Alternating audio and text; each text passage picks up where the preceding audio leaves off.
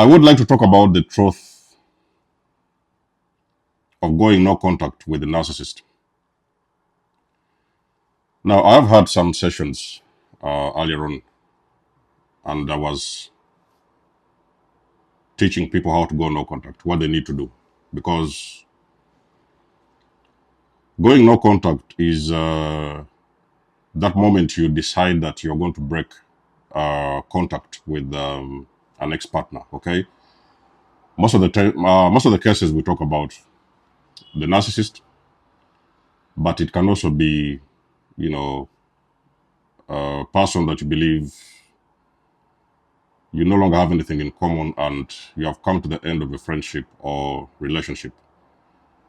And going no contact is one of the things you do where you stop to contact that person. You don't want any meetings, you don't want any texts, you don't want emails, you don't want anything to do with them, okay?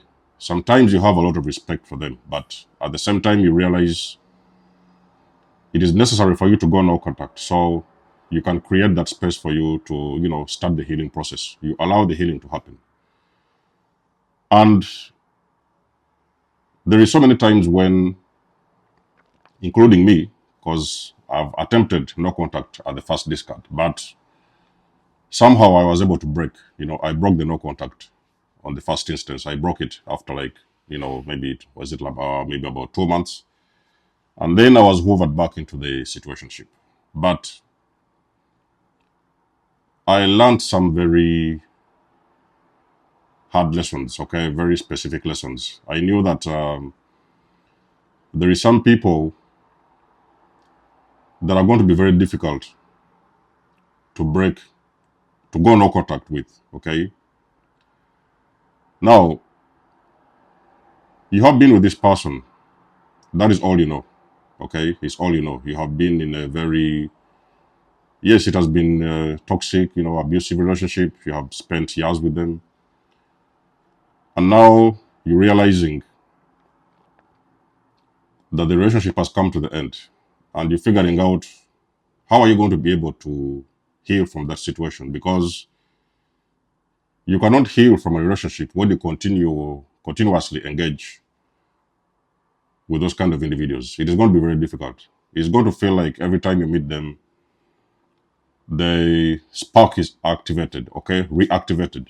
You're trying to break that spark, but still, for some reason, every time you meet or send a text or call or whatever, email them, that spark is reactivated. What you're really dealing with, my fellow empaths, you're simply dealing with the trauma bond. Okay, now there is this feeling you have. It is like a complete disgust of that particular individual, especially when they have been very toxic towards you and they have, behaved a certain way towards you. You feel like you are disgusted with their presence. Okay, there's something that happened, horrible things have happened, and in your own opinion, in your eyes, they are very disgusting. So you're like, you don't want anything to do with them. So sometimes you're like, okay, I'm not going to call them. So, you might make those moves and you start blocking, you start removing their numbers and stuff like that. You start ghosting them, you start to avoid them, you want to be on your own for some time. And then the thing is, because you haven't yet broken the trauma bond, okay, so there is still that very powerful and strong connection that you've got with those people. And every now and then, a couple of days, you may do it for a day or two, you're feeling good, you didn't call them, they didn't call back, and you're feeling okay. And then there's going to be like a week or two, and then out of the blue, you're going to be hit with this emotion where you really, really miss them, okay? That thing is going to hit you very hard. And you're going to have that feeling of missing them, very, very intensive. It's a very, very intensive and very disturbing feeling. It's why you see a lot of empaths. Many victims are survivors of abuse when they have been discarded. That's the reason as to why you see them, it's been a month or two. I know even some people who have been like a year not free, that now they are doing their own thing, maybe a year or two, whatever, a couple of months, some of them weeks. Normally this thing can even be weeks. And then something just happened, and in one night, they ended up in bed with those ex-narcissists. And before you know it, the relationship has kicked off all over again. And you're waking up one morning and you're like, how did I end up in bed with this person? We just broke up. They did horrible things. You know, you really see the ugly side of them and you really believe that you deserve better. You'd have got nothing to do with them. You want to get away from these, energy vampires, but it's very difficult. So people will not really tell you that it's painful. Okay, so when you see a person who is going through those, hoovers, they are being, they are swinging back and forth, the discard and then the hoover, then the discard and the hoover. Some I know some people have been discarded, or they have discarded the narcissist for over 20 times, maybe even more, and every time they've been trying to get away, they've been always been hoovered back into those situationships, and the abuse has kicked off again. Now, one of the things you have to remind yourself, ladies and gentlemen, is that the narcissist is not going anywhere. They're not ready to release you, to let you go. So there are so many reasons to that, okay? That is because most likely you're the primary source of supply. It is you they know as well. You're the victim. You're the person that they're used to abusing. And the fact that they have been getting this supply from you, they will always also miss that kind of supply that you've been giving them. And that is what actually makes them, keep on stalking you and trying to find out what it is you're doing.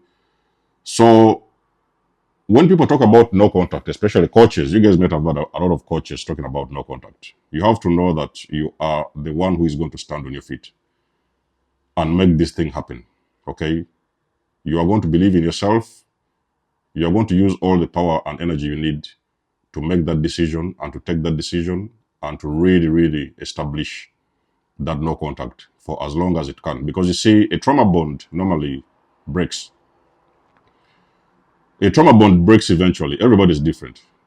People can break a trauma bond after 2 months. Some people will break it after, a month. Maybe some people will be 6 months. Some people, it can go on as, as long as a year. You could be still trauma bonded with the person for a year. You still have that connection. You really have that moment where you think about them and you're longing, you're yearning for contact, that they one day contact you.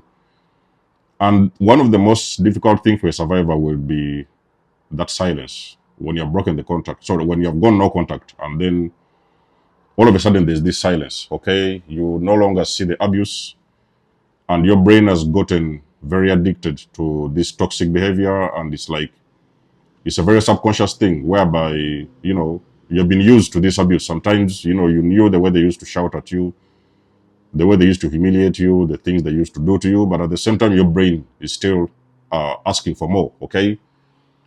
And on the other hand, still you miss the other good parts of them, because a lot of these toxic people, yes, most of them, they are toxic, they are narcissistic and toxic, but there is 1 or 2 days when you can have normal days and you can have, regular, days, and there's no chaos and stuff like that. So it's just some of those days where things go waste and, you guys start fighting all the time and stuff like that. And this kind of toxic addiction, you will have a toxic addiction with these people, There's that pull and push where they are pushing you away, okay? They have discarded you. Maybe they told you they have somebody else. And then it's like you almost believe them and you started walking away. And as you're walking away, it's like they have this rope and now they are starting to pull you back. And you're struggling really to, to break free of that situation because yes, there is good moments, but you still know that you cannot continue with that toxicity. And it is very difficult to release those individuals and let them go. So it's very painful. As a person who has done that before, gone no contact in the first instance, it was one of the most painful things I've ever experienced. You will never know how much you have been trauma bonded with the person until it is time for you to release them and let them go. That is when you will know how deep of a connection you've really had with those people. And in this case, we're talking about a very toxic, connection with them. So that is when now your body and soul and spirit is going to be longing for that connection. It is like you're very addicted to them. It is all that's all you've been seeing. They have already isolated you from people. At that point, maybe even nobody wants to talk to you. And you're going through these emotions, You are remembering the pain. Sometimes you're crying. You're remembering the good moments as well. Sometimes they make you cry. but you still believe that you deserve better. And because you haven't yet found something better at that moment, now you're like, okay, maybe you can go back and try to manage things here and there and see how it goes. And that's how people normally they end up, getting hoovered by narcissistic people. Before you know it, they're back in your bed. Before you know it, they have moved back into the house. And before you know it, the abuse has kicked off all over again. It has been the next couple of weeks. You're still tired and you're now seeing all these things and you still want to move and leave. So the cycle keeps on repeating. Now, for the empaths, you guys who are survivors of abuse, you are the ones who are supposed to break this. Okay? You are the ones who says no. You are the one who says it's enough. The narcissist doesn't know what is enough or not. Okay? They are just going to continue that cycle. So it is you who stands up for yourself and decides that enough is enough, and you're going to choose yourself, and you're going to stand by this no contact, and you're going to keep on going, and you will refuse any hoover attempts, and you refuse to look for them. You will refuse to search for them. You will refuse to connect with them in any way. But of course, sometimes there is cases where there are there's some kind of like attachments. They could be like financial attachments. You have bills together. You have some loans, credits, cards, and stuff like that. Car financing, and sometimes you need like a minimum contact with them. Maybe sometimes you are giving them alimony. There's a kid over there, and sometimes you're paying them alimony. So every now and then you have got this connection. So for me as a person who has got no contact, it took me about 3 months to finally say that, okay, now I'm feeling better.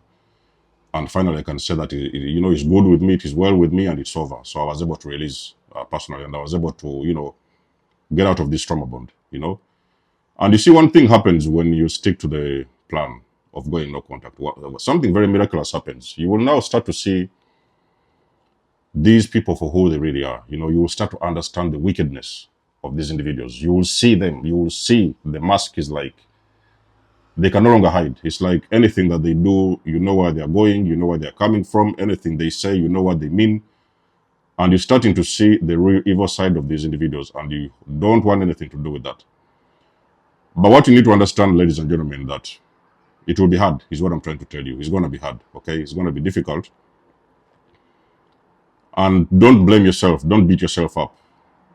If you have seen a hoover coming and, you have been hoovered after like 3 months, 2 months, don't beat yourself up. You might just still be dealing with the trauma bond. And there's a lot of things you need to work on before you can finally release that individual. There may be still some things you need to work on yourself. You don't have the boundaries yet. You haven't yet established the boundaries, because going no contact also involves and includes establishing some very powerful boundaries so that you can use these boundaries to protect yourself against these people, okay? When you have these boundaries and they're in place, then the narcissist will not come at you. They will try, but when they figure out that this guy has got very strong boundaries, that is when they are going to leave you alone, okay? And eventually you're going to work over things and start breaking these trauma bonds, and you actually be free from these people, okay? So those are the guys that have done some really significant healing in their lives, and they have not in any way fallen for hoovers, okay? The manipulation, the games, whatever they showed up, they knew what they was about to say, what they was about to do, and they knew how to protect themselves. They had very strong boundaries, and they have released these people. So that's when you know that you are now on the proper path to heal yourself after abuse. So the earlier you do this, is the better for you. The earlier you go no contact after these cards, is the better for you. And also establishing very strong boundaries will help you to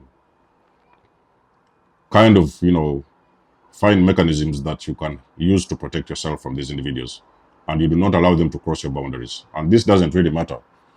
It's your ex-wife, parents. Sometimes it's very difficult to break no contact with the parents. You have known them all your life, and there is so much connections, deep connections you have got with them, and you're choosing to go no contact. It's going to be hard.